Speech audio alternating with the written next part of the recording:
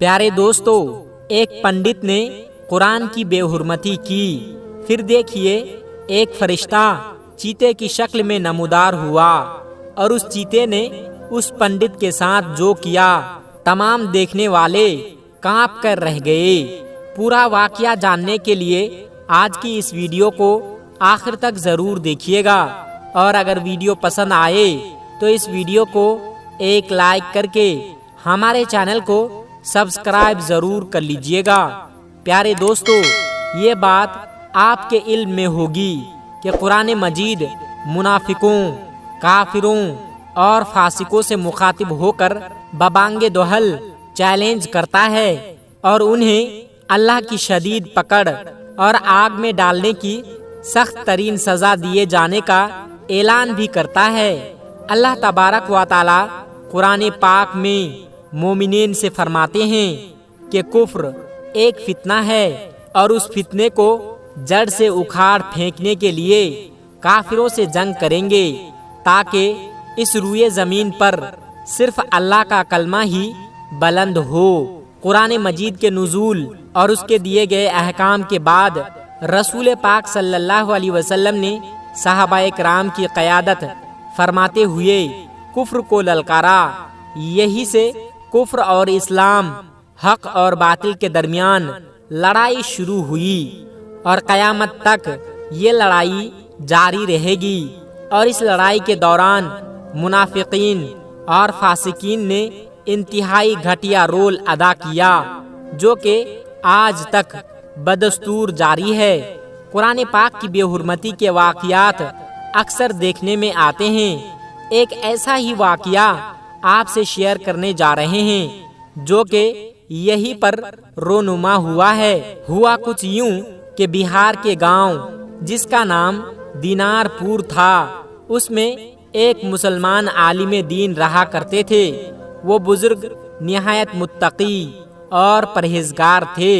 ان کا معمول تھا کہ صبح سویرے فجر کی نماز ادا کرنے کے بعد جنگل میں چلے جایا کرتے تھے، اور مغرب کے وقت جنگل سے واپس گاؤں آ جایا کرتے تھے۔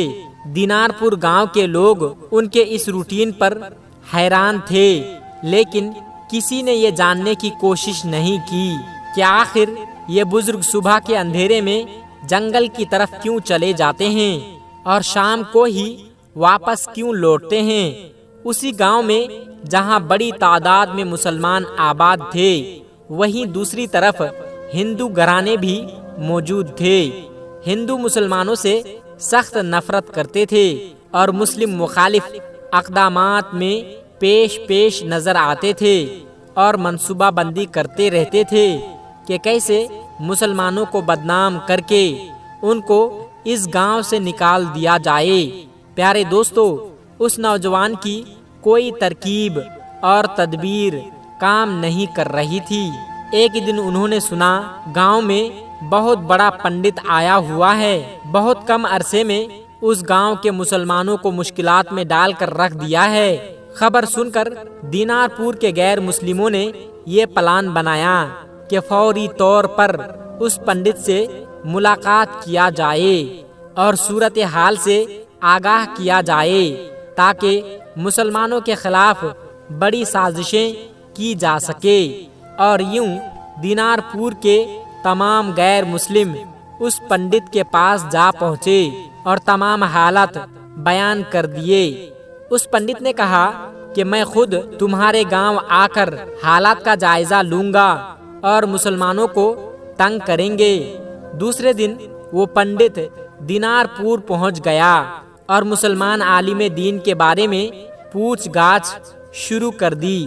پنڈت کو بتایا گیا کہ ایک عالم دین ایسے ہیں جو صبح صادق جنگل میں چلے جاتے ہیں اور شام کو ہی واپس لوٹتے ہیں۔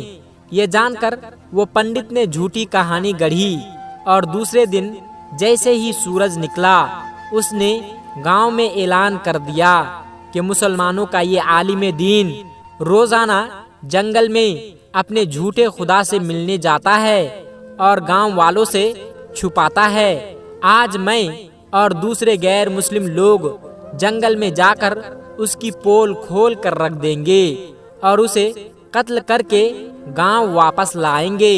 دوستو، یہ سن کر دینار پور کے مسلمان پریشان ہو گئے اور اس پنڈت کے پیچھے ہو لیے جو اپنے چیلوں کے ساتھ یہ جنگل کی جانب بڑھ رہا تھا۔ جب وہ پنڈت جنگل کے بیچوں بیچ پہنچا تو کیا دیکھتے ہیں کہ وہی عالم دین ایک جھوپڑی کے سامنے چادر پر بیٹھے ہیں اور سامنے قرآن مجید رکھا ہوا ہے۔ وہ بزرگ بڑے ہی احترام کے ساتھ قرآن پاک کی تلاوت میں مشغول ہیں۔ دینار پور کے مسلمانوں نے جب یہ دیکھا تو سمجھ گئے کہ یہ بزرگ روزانہ جنگل میں کس مقصد کے لیے آتے ہیں۔ دراصل اللہ کے عبادت کرنے کے لیے جنگل میں آتے ہیں۔ پنڈت نے بزرگ کو گرجدار آواز میں پکارا کہ اے بڈھے، یہاں روز کیوں آتا ہے اور گاؤں والوں کو کیوں دھوکہ دے رہا ہے؟ جس پر وہ بزرگ بولے کہ میں تو روزانہ اپنے رب کی عبادت کرنے کے لیے آتا ہوں اور قرآن کریم کی تلاوت کرتا ہوں۔ بزرگ نے یہ کہتے ہوئے قرآن مجید کی طرف اشارہ کیا۔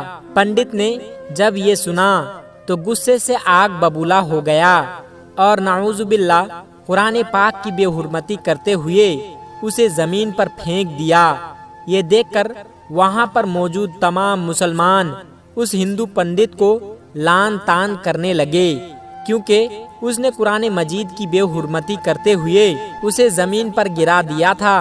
پیارے دوستو، یہ منظر دیکھ کر وہ بزرگ بھی جلال میں آ گئے۔ انہوں نے آگے بڑھ کر قرآن مجید کو اٹھایا اور پھر جھوپڑی کی طرف منہ کر کے کچھ بولا اور دیکھتے ہی دیکھتے جھوپڑی سے ایک چیتا باہر نکلا اور اس پنڈت کو چیر پھاڑ کر رکھ دیا۔ جس کے بعد اس بزرگ نے پورے گاؤں خصوصاً غیر مسلموں سے مخاطب ہو کر کہا کہ بے شک میرے اللہ نے یہ وعدہ کیا ہے کہ وہ خود اپنے کلام کی حفاظت فرمائے گا۔ جب یہ خبر پھیلی تو بیشتر علماء نے کہا کہ اصل میں چیتے کے روپ میں ایک فرشتہ تھا جسے اللہ تبارک و تعالی قرآن پاک کی حرمت کے خاطر بھیجا تھا، اور اس چیتے نے قرآن پاک کی بے حرمتی کرنے والے اس پنڈت کو نشان عبرت بنا دیا۔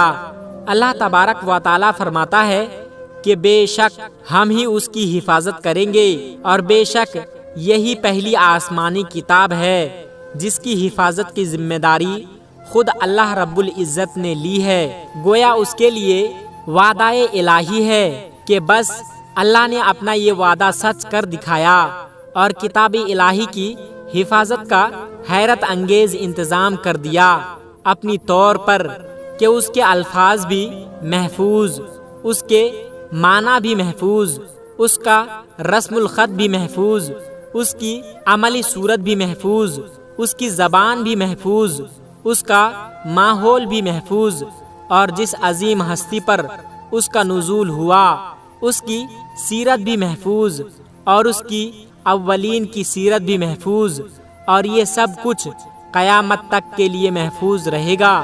دوستو، الحمدللہ 1443 سال گزر جانے کے باوجود بھی اس میں رتی برابر بھی کوئی فرق، کوئی تبدیلی، کوئی تغیر نہیں آیا۔ ملعونوں کی طرف سے لاکھ کوششیں کی گئی مگر ان کی آج تک ایک بھی ناپاک کوشش کامیاب نہ ہو سکی اور نہ ہی تا قیامت ہو سکتی ہے۔ اللہ تبارک و تعالیٰ کی جانب سے قرآن مجید کی حفاظت کا انتظام دیکھیے کیسے کیا گیا۔